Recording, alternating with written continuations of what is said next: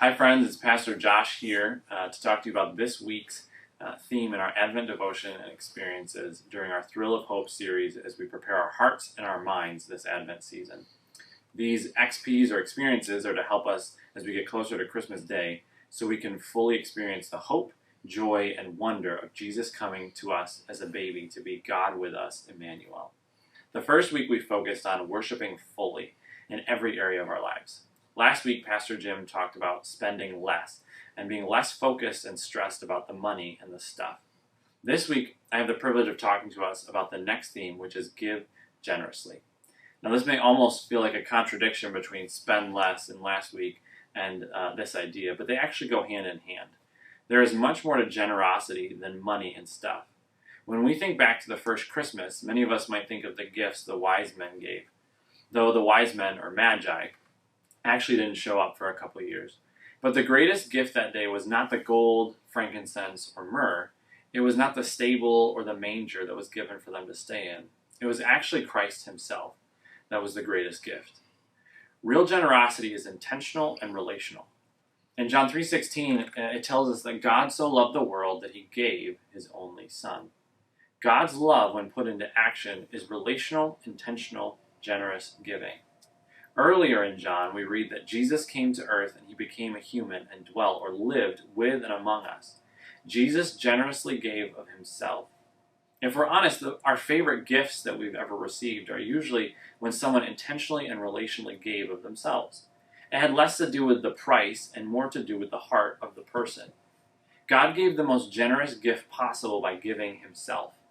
He spent his time, energy, and abilities on other people. And he is present with people. God generously gives of himself, and that is really what Christmas is all about. That same invitation is given to us.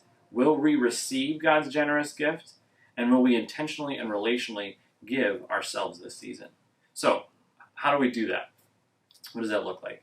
For some, it may mean getting something really nice to give to someone to show that you care. But for most of us, I think that it has more to do with the small areas of life. For many, it may mean calling someone who has been on our heart lately, or someone you know who might be feeling alone or isolated or struggling with something.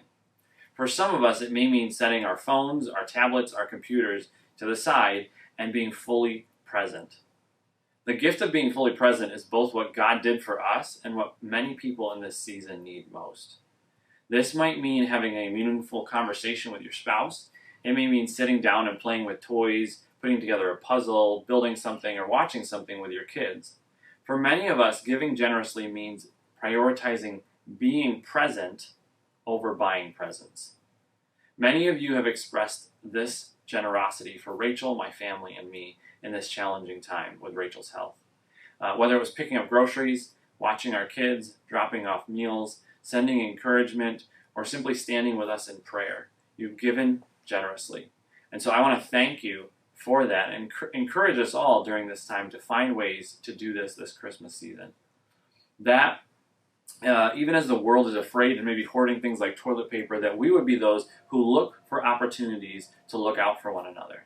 Sometimes the most generous things we can do is to simply let someone know through word and deed that we are in their corner and we're with them. It's not about the amount of money spent. It's not about all of those things. It's about generous, relational intentionality that makes such an impact.